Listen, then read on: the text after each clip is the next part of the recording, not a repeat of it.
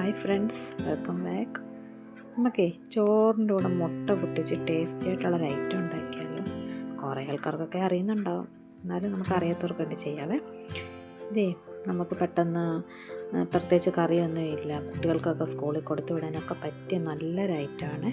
വളരെ ഈസി ആയിട്ട് നമുക്ക് പെട്ടെന്ന് ഉണ്ടാക്കിയെടുക്കാവേ. അതാണ് മറ്റൊരു ബെനിഫിറ്റ്. ആദ്യം നമുക്ക് എണ്ണ ചൂടാക്കി വലിയ ജീരകം ചെറിയ ജീരകം ഇട്ടൊന്ന് പൊട്ടിച്ച് ഒരു ഏലക്ക ഇട്ട് കൊടുക്കുന്നുണ്ട്. ഏലക്ക തന്നെ വേണമെന്നൊന്നുമില്ല, നമ്മുടെ കയ്യിലുള്ള ഏതെങ്കിലും സ്പൈസസ് ജസ്റ്റ് ഒന്ന് ഇട്ട് കൊടുത്താൽ മതിയേ, നമ്മുടെ ഫ്ലേവറിനനുസരിച്ച്. കുറച്ച് സവാള അരിഞ്ഞതും 1-2 പച്ചമുളക് നമ്മുടെ ആവശ്യത്തിന്, എരിയുടെ ആവശ്യത്തിന് അതും ഇട്ട് കൊടുക്കാവേ. എന്നിട്ട് അതൊന്ന് വഴണ്ടി വരുമ്പോഴത്തേക്ക് നമുക്ക് 2 മുട്ടയ്ക്കകത്ത് കുറച്ച് ഉപ്പും കുരുമുളകും കൂടെ ചേർത്ത് നന്നായിട്ടൊന്ന് ബീറ്റ് ചെയ്ത് വെക്കാവേ. എന്നിട്ട് ഈ ബീറ്റ് ചെയ്ത് വെച്ചിരിക്കുന്നത് നമുക്ക് ഈ സവാള ഇത് വഴറ്റി വെച്ചിരിക്കുന്നത് ഇതിനകത്തേക്ക് നമുക്കൊന്നിട്ട് ചിക്കി എടുക്കാവേ. പക്ഷേ എൻ്റെ ചിക്കൻ അത്ര ശരിയായില്ല. കാരണം എന്ന് പറഞ്ഞാൽ ഇടയ്ക്ക് ഞാൻ സ്റ്റൗവിൽ അത് വെച്ചിട്ടേ അങ്ങോട്ട് മസാല എടുക്കാൻ മാറിയ സമയത്തേക്ക് ഞാൻ ജസ്റ്റ് ഒന്ന് ഇതായിപ്പോയി. നമ്മൾ കൈ എടുക്കാതെ തന്നെ അത് ചിക്കിക്കഴിഞ്ഞാൽ നമുക്കൊന്ന് തീരെ ചെറുതായിട്ട് കിട്ടുക.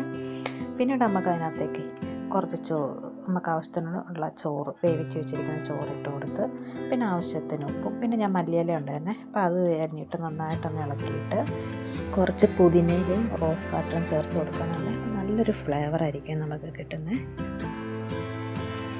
ഇതൊക്കെ ഓപ്ഷണലാണ്, നമുക്ക് നമ്മുടെ കയ്യിലുണ്ടെങ്കിൽ ഇതൊക്കെ ചേർത്താൽ മതി.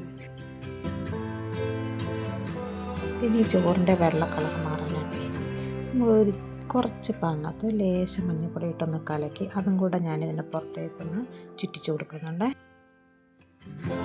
എന്നിട്ട് നമ്മൾ അടച്ച് വെച്ച് ജസ്റ്റ് ഒന്ന് ആവി വരുന്നിടം വരെ ഒന്ന് ഇളക്കിയെടുത്ത് കഴിയുമ്പോഴത്തേക്കിന് നമ്മുടെ ഈ മുട്ടയും ചോറോടെ ചേർന്ന് മുട്ടച്ചോറ് റെഡി ആയിട്ടുണ്ട്. നല്ല ടേസ്റ്റിയാണ്. നമ്മൾ ഈ റോസ് വാട്ടറും പുതിനയിലയും ഈ ഏലക്കയൊക്കെ ഇട്ടപ്പോഴത്തേക്കും നമുക്കൊരു ജസ്റ്റ് ഒരു ബിരിയാണിയുടെ ആ ഒരു മണം അടിക്കാൻ തുടങ്ങും. ജസ്റ്റ് ലാസ്റ്റ് കുറച്ച് ഗീയും ചേർത്ത് കൊടുത്തിട്ടുണ്ട്. നമുക്ക് ആദ്യം കടുക് വറുക്കുമ്പോൾ എണ്ണയ്ക്ക് പകരം ഗീ ഉപയോഗിക്കാം. ഞാൻ അങ്ങനെയല്ല ചെയ്തത്, ആദ്യം എണ്ണയാണ് ഉപയോഗിച്ചത്, അതുകൊണ്ട് ലാസ്റ്റാണ് ഇട്ട് കൊടുത്തത്. അപ്പം നല്ലൊരു ഫ്ലേവർ കിട്ടും നമുക്ക്. അപ്പോൾ എല്ലാവരും ഒന്ന് ട്രൈ ചെയ്ത് നോക്കണേ. നല്ല കോമ്പിനേഷനാണ് അച്ചാറിൻ്റെ കൂടെ ഒക്കെ കഴിക്കാൻ. അപ്പം ഇത്രയുള്ളൂ friends. Thank you for watching.